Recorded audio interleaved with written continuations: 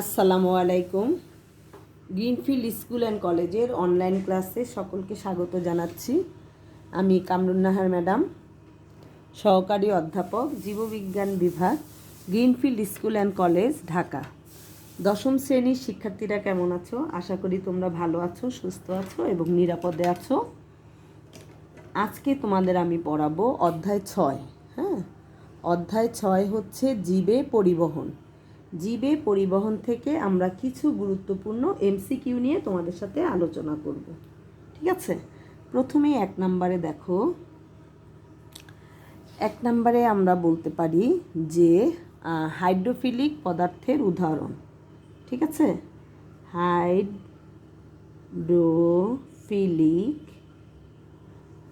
Hydrophilic পদার্থ উদাহরণ বা কি? ঠিক আছে, হাইড্রোফিলিক পদার্থ তোমরা জানো যে যারা পানি শোষণ করে নেয় সেই ধরনের পদার্থকে বলা হচ্ছে হাইড্রোফিলিক পদার্থ। হ্যাঁ, তাহলে এখানে তোমার হাইড্রোফিলিক পদার্থ হচ্ছে স্টার্চ, সেলুলোজ এবং জিলাটিন। 3টা তোমার বইয়ে দেয়া আছে, তাহলে লিখে রাখো স্টার্চ,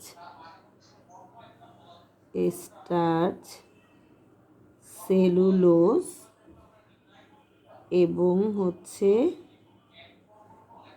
জিলাটিন। হ্যাঁ, এই 3টা হচ্ছে হাইড্রোফিলিক পদার্থ। এরপরে 2 নম্বরে তুমি দেখতে পারো প্রস্বেদনের কত অংশ পত্ররন্ধ্রের মাধ্যমে হয়।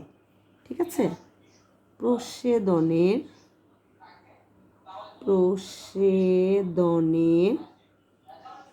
কত অংশ পত্ররন্ধ্রের মাধ্যমে হয়।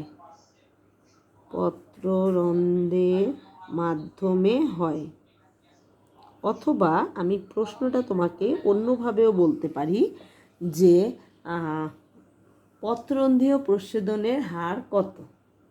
ঠিক আছে, তাইলে প্রস্বেদনের কত ভাগ হবে পত্ররন্ধ্রীয় প্রস্বেদন? এটা তোমার অ্যান্সার হলো 90 থেকে 95%। ঠিক আছে, 90 থেকে 95% প্রস্বেদন হয় হচ্ছে পত্ররন্ধ্রের মাধ্যমে। হ্যাঁ, এরপরে দেখো O2 রক্ত গ্রুপে কোন অ্যান্টিবডি উপস্থিত? হ্যাঁ, ও ব্লাড গ্রুপে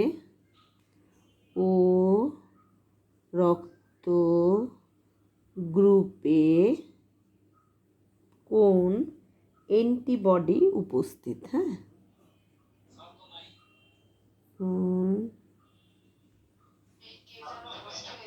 অ্যান্টিবডি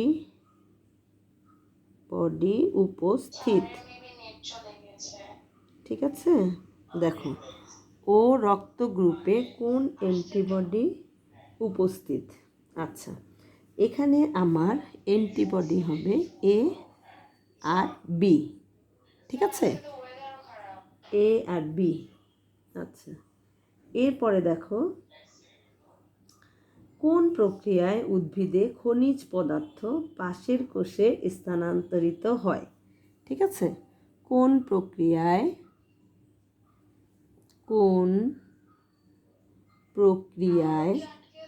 ঠিক আছে, কোন প্রক্রিয়ায় উদ্ভিদে খনিজ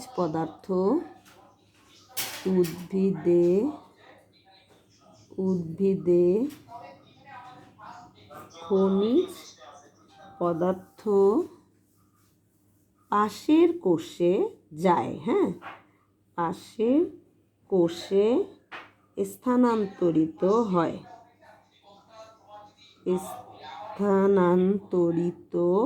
হ্যাঁ, তার মানে এক কোষ থেকে আরেক কোষে আমার উদ্ভিদের কি বলবো মিনারেল সল্টস ম্যাটেরিয়ালগুলো কি প্রক্রিয়ায় যায়? এটার উত্তর হবে ব্যাপন। ঠিক আছে, এক কোষে বেশি থাকবে, তারপরে সে পাশের কোষকে সাপ্লাই দেবে। এরপরে দেখো মানব দেহে তাপের সমতা রক্ষা করা 5 নম্বরে দেখতে পারো। মানব দেহে তাপের সমতা, মানবদেহে তাপের সমতা রক্ষা করা কোনটির কাজ? ঠিক আছে, মানবদেহে তাপের সমতা রক্ষা করা কোনটির কাজ? এটা তুমি দেখতে পারো। মানবদেহে তাপের সমতা রক্ষা করছে আমার রক্ত। ঠিক আছে, উত্তরে হচ্ছে রক্ত। মানবদেহে তাপের সমতা রক্ষা করা হচ্ছে রক্তের কাজ। ঠিক আছে, এরপরে আমি যদি বলি যে সুগন্ধ যে ঘরে ছড়িয়ে পড়ে, হ্যাঁ, সুগন্ধির ক্ষুদ্র কণা বাতাসে ছড়িয়ে পড়ে। তোমরা জানো যে এটা হচ্ছে একটা ব্যাপন প্রক্রিয়া, কিন্তু এটা কি ধরনের প্রক্রিয়া? ভৌত প্রক্রিয়া না রাসায়নিক প্রক্রিয়া? এটা হচ্ছে এক ধরনের ভৌত প্রক্রিয়া, এরকম পেতে পারো। হ্যাঁ, এরপরে দেখো, হৃৎপিণ্ডের প্রাচীরকে বলা হয়, হৃৎপিণ্ডের প্রাচীরের নাম কি? হৃৎপিণ্ডের প্রাচীরের নাম কি? হ্যাঁ, হৃৎপিণ্ডের প্রাচীরের নাম হচ্ছে পেরিকার্ডিয়াম। হৃৎপিণ্ডের প্রাচীরের নাম হচ্ছে পেরিকার্ডিয়াম। ঠিক আছে, পেরিকার্ডিয়াম। হ্যাঁ, আচ্ছা, এরপরে দেখো, কোন গ্রুপের রক্তকে সার্বজনীন গ্রহীতা বলা হয়? কে সবার কাছ থেকে রক্ত নিতে পারবে? ঠিক আছে, সার্বজনীন গ্রহীতা এবং আরেকটা পড়েছো তোমরা, সার্বজনীন দাতা। ঠিক আছে, তাহলে দুটোই লিখে ফেলো, সর্বজনীন দাতা, সর্বজনীন দাতা। সর্বজনীন দাতা হলো ও। ঠিক আছে, আর হচ্ছে সর্বজনীন গ্রহীতা, যে সবার কাছ থেকে ব্লাড নিতে পারবে, তা সেটা হচ্ছে তোমার এবি। হ্যাঁ, আমি অ্যান্সার সহ একবারই লিখে দিলাম। সর্বজনীন দাতা হলো ও এবং সর্বজনীন গ্রহীতা হলো এবি। এরপরে খেয়াল করো, শ্বসনতন্ত্রের অংশ কি? শ্বসনতন্ত্রের অংশ ধরো, অনেকগুলো তোমার উদাহরণ দেওয়া আছে, ইলিয়াম, ইউরেটার, ট্রাকিয়া, ইউরেথ্রা। তোমরা জানো ইলিয়াম হলো পরিপাকের অংশ, ইউরেটার এবং ইউরেথ্রা হলো রেচনতন্ত্রের অংশ। সুতরাং শ্বসনতন্ত্রের অংশ হলো ট্রাকিয়া। আমি প্রশ্নটা অন্যভাবেও করতে পারি, ট্রাকিয়া কোন তন্ত্রের অংশ? ঠিক আছে, ট্রাকিয়া কোন তন্ত্রের অংশ? তুমি এখানে অ্যান্সার হিসেবে লিখতে পারো শ্বসনতন্ত্রের অংশ। ঠিক আছে, ট্রাকিয়া কোন তন্ত্রের অংশ? শ্বসনতন্ত্র। এরপরে একটা প্রশ্ন প্রায় আসে, বাম ফুসফুস কয়টি খণ্ডে বিভক্ত এবং ডান ফুসফুস কয়টি খণ্ডে বিভক্ত? ঠিক আছে, এটা পাবা, রাজশাহী বোর্ড 2020 সালে আসছে। বাম ফুসফুস কয় খণ্ডে বিভক্ত? বাম ফুসফুস, হ্যাঁ, বাম ফুসফুস হচ্ছে দুই খণ্ড এবং তোমার যে ডান ফুসফুস আছে, ডান ফুসফুস তোমার হচ্ছে 3 খণ্ডে বিভক্ত। ঠিক আছে, আমি তাহলে দুটো প্রশ্ন একটার মধ্যে দিয়ে দিলাম, বাম ফুসফুসে 2 খণ্ড, ডান ফুসফুসে 3 খণ্ড। এরপরে 10 নম্বরটা তুমি দেখো, কোন কোষের কার্যকারিতার জন্য কোলেস্টেরল প্রয়োজন? এটা ঢাকা বোর্ড 19-এ এসেছে, খুব ইম্পর্টেন্ট কোশ্চেন। কোন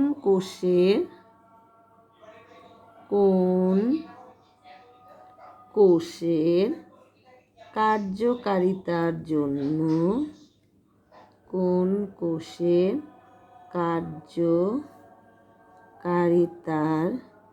জন্য কোলেস্টেরল প্রয়োজন? কোলেস্টেরল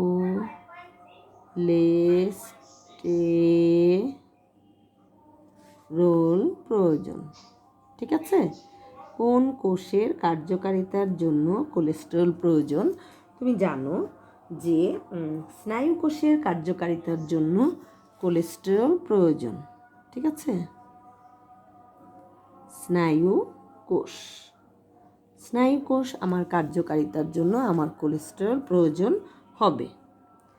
এরপরে তুমি দেখতে পারো কোলেস্টেরল কোন যৌগ সৃষ্টির মাধ্যমে রক্তে প্রবাহিত হয়। ভেরি ইম্পর্টেন্ট প্রশ্ন। হ্যাঁ, কোলেস্টেরল কোন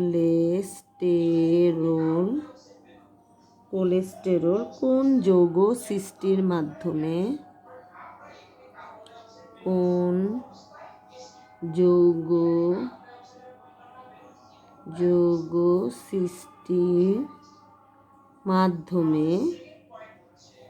রক্তে প্রবাহিত হয়। কোলেস্টেরল কোন যৌগ সৃষ্টির মাধ্যমে রক্তে প্রবাহিত হয়। ঠিক আছে, এটা তোমার অ্যান্সার হবে লিপোপ্রোটিন। কারণ তুমি জানো যে কোলেস্টেরল লিপোপ্রোটিন তৈরি করে। Lipid plus protein. হ্যাঁ, এটা আবার আমার 3 রকম আছে, তোমরা জানো, এলডিএল, এইচডিএল এবং ট্রাইগ্লিসারাইড। হ্যাঁ, আচ্ছা, এরপরে 12 নম্বর দেখতে পারো, পত্ররন্ধ্রের সাথে কোন কোষ যুক্ত? ঠিক আছে, পত্ররন্ধ্রের সাথে সম্পর্কিত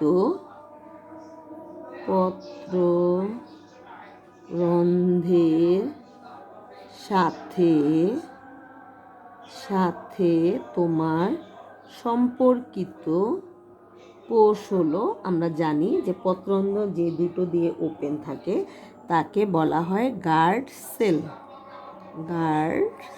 হ্যাঁ, গার্ড সেল দিয়ে পত্ররন্ধ্র উন্মুক্ত থাকে। ঠিক আছে, রক্ষী কোষ, বাংলায় যাকে বলা হয় গার্ড সেল অথবা রক্ষী এটা। হ্যাঁ, রক্ষী কোষ।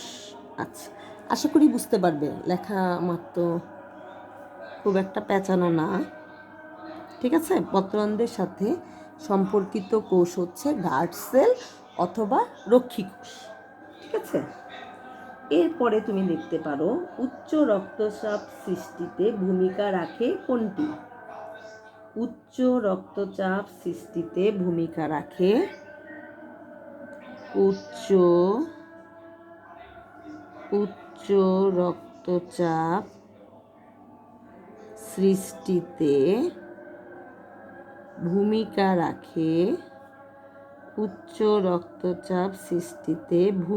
রাখে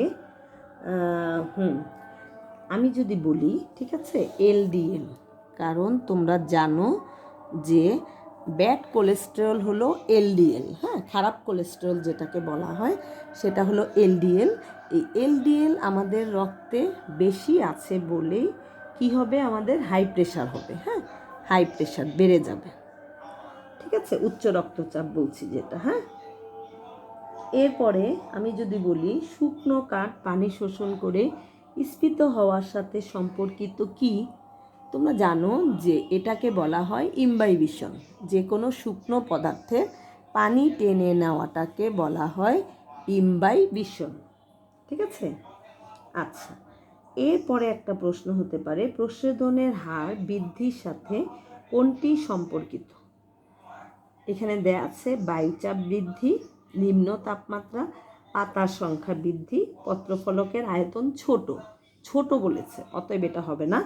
পাতা আমার যত বেশি, আমার প্রস্বেদনও তত কি বেশি হবে। ঠিক আছে, এরপরে একটা প্রশ্ন দেখো, রক্তে শ্বেতকণিকার সংখ্যা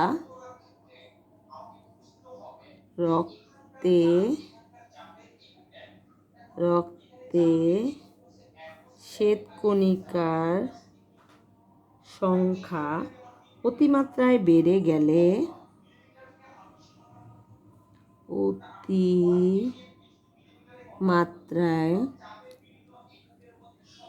রক্তে শ্বেতকণিকার সংখ্যা অতিমাত্রায় বেড়ে গেলে কোন রোগটি হয়? একটু চিন্তা করো, কোনটি হয় দিলাম আমি। হ্যাঁ, বেশি লিখলাম না। রক্তে শ্বেতকণিকার সংখ্যা অতিমাত্রায় বেড়ে গেলে কোনটি হয়? তুমি জানো যে শ্বেতকণিকা যদি আমার অতিমাত্রায় বেড়ে যায় তাইলে আমার হবে লিউকেমিয়া। লিউকেমিয়ার অ্যানাদার নাম হচ্ছে ব্লাড ক্যান্সার। হ্যাঁ, আমরা বলি না অনেক সময় যে ব্লাড ক্যান্সার, এটা হচ্ছে লিউকেমিয়ার আরেক নাম। ঠিক আছে, এরপরে খেয়াল করো, মহিলাদের এইচডিএল কোলেস্টেরলের মান কত থাকবে? ঠিক আছে, মহিলাদের এইচডিএল আমরা জানি গুড কোলেস্টেরল হলো এইচডিএল। মহিলাদের এইচডিএল কোলেস্টেরলের মান,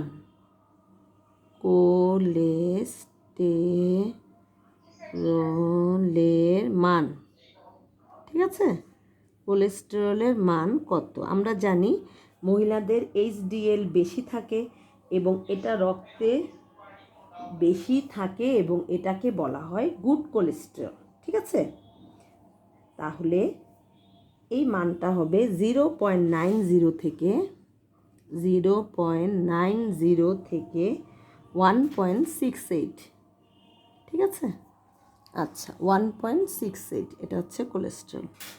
মহিলাদের এইচডিএল আমি আগেই বলেছি, এলডিএল হলো ব্যাড কোলেস্টেরল এবং এইচডিএল হলো গুড কোলেস্টেরল। এটাও কিন্তু একটা অবজেক্টিভ। ঠিক আছে, মনে রেখো। এরপরে আমি যদি বলি টিউনিকা মিডিয়া কি দ্বারা তৈরি? ঠিক আছে, টিউনিকা মিডিয়া, সরি নিউ লিখে ফেলেছি। হ্যাঁ, টিউনিকা মিডিয়া হবে, ট হবে এটা। হ্যাঁ, টিউনিকা মিডিয়া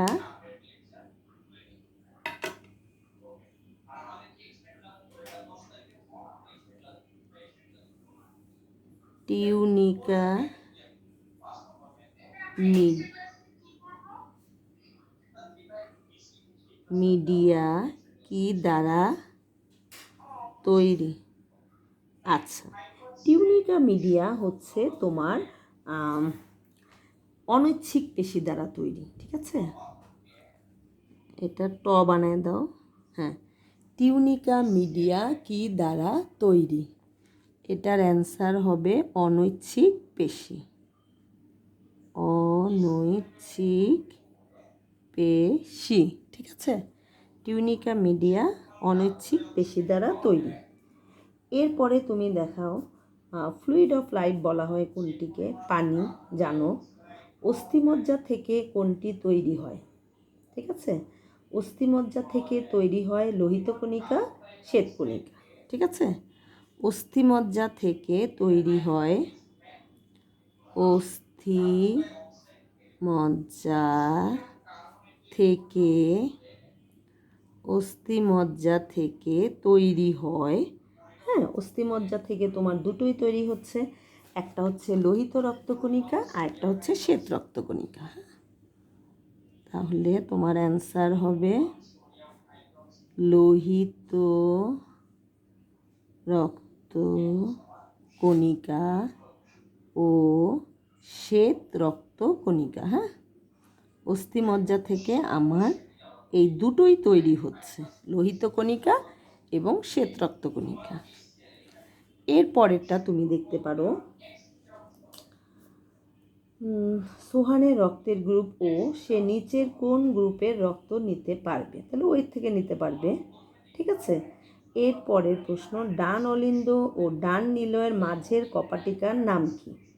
আমি তোমাদের এভাবে মনে রাখতে বলেছিলাম যে বাঁদিকে থাকে বাইকাসপিড, সুতরাং ডান অলিন্দ ও ডান নিলয়ের মাঝে থাকে ট্রাইকাসপিড। ঠিক আছে, এটা লিখে রাখো, ডান অলিন্দ ও ডান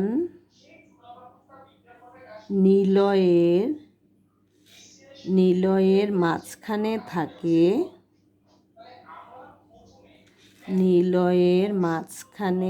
থাকে কোন কপাটিকা? ট্রাইকাসপিড কপাটিকা। ঠিক আছে,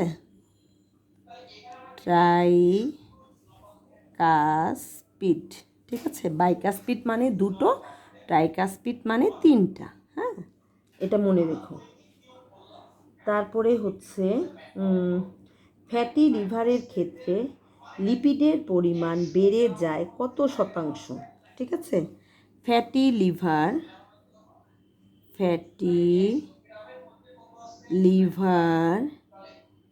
এর ক্ষেত্রে লিপিডের পরিমাণ বেড়ে যায়, ফ্যাটি লিভারের ক্ষেত্রে লিপিডের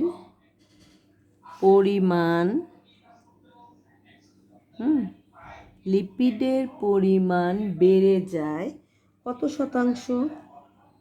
20 থেকে 30%। হ্যাঁ, 20 থেকে 30% দিয়ে রাখো, তাহলে তোমার জন্য সুবিধা হবে। হ্যাঁ, 20 থেকে 30%। ফ্যাটি লিভারের ক্ষেত্রে লিপিডের পরিমাণ বেড়ে যায় 20 থেকে 30%। এরপরে আমি যদি বলি হৃৎপিণ্ডের প্রাচীর কয়টি স্তর দিয়ে গঠিত? 3টি স্তর দিয়ে। তুমি জানো, এপিকার্ডিয়াম, মায়োকার্ডিয়াম, এন্ডোকার্ডিয়াম। হ্যাঁ, তারপরে প্রস্বেদনকে প্রয়োজনীয় ক্ষতি নামে অভিহিত করেছেন কোন বিজ্ঞানী? তুমি জানো যে বিজ্ঞানী কার্টিস। ঠিক আছে, কোনটির সংক্রমণে বাতজ্বর হয় বা বাতজ্বরের জীবাণুর নাম? 20 নম্বরে তুমি দিতে পারো বাতজ্বরের জীবাণুর নাম। বাতজ্বরের জীবাণুর নাম হলো, নাম কি? হ্যাঁ, স্ট্রেপ্টোকক্কাস।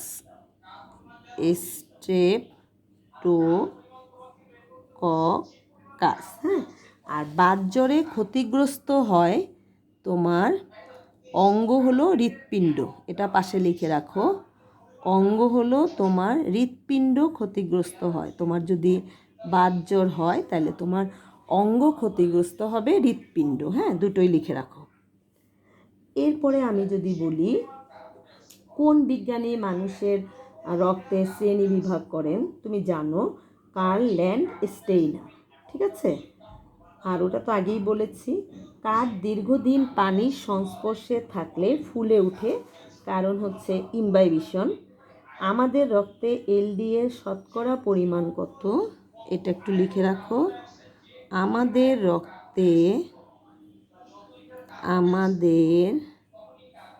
রক্তে এলডিএল এর শতকরা পরিমাণ কত? ঠিক আছে, শতকরা পরিমাণ কত? তোমরা জানো যে আসলে খারাপ জিনিসটাই বেশি থাকে। ঠিক আছে, তাহলে এটার অ্যান্সার হবে 70%। ঠিক আছে, 70% থাকে তোমার রক্তের মধ্যে এলডিএল। চিন্তা করতে পারছো কত আমাদের বেশি থাকে? ঠিক আছে, এরপরে তুমি দেখতে পারো কোলেস্টেরল কোন হাইড্রোকার্বন থেকে উৎপন্ন হয়? কোলেস্টেরল কোন, 22 নম্বরে দাও, কোলেস্টেরল কোন হাইড্রোকার্বন থেকে উৎপন্ন হয়? হাইড্রোকার্বন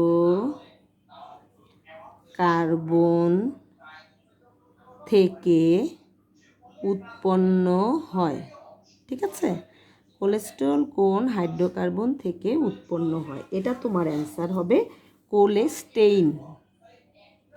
কোলেস্টেইন নামক হাইড্রোকার্বন থেকে কোলেস্টেরলের উৎপত্তি হয়। ঠিক আছে, তাহলে ষষ্ঠ অধ্যায় থেকে এগুলোই তোমাদের ইম্পর্টেন্ট এমসিকিউ। এগুলো বাসায় প্র্যাকটিস করো। আগামী ক্লাসে তোমাদের সাথে আবার দেখা হবে। হ্যাঁ, ওকে, আল্লাহ হাফেজ।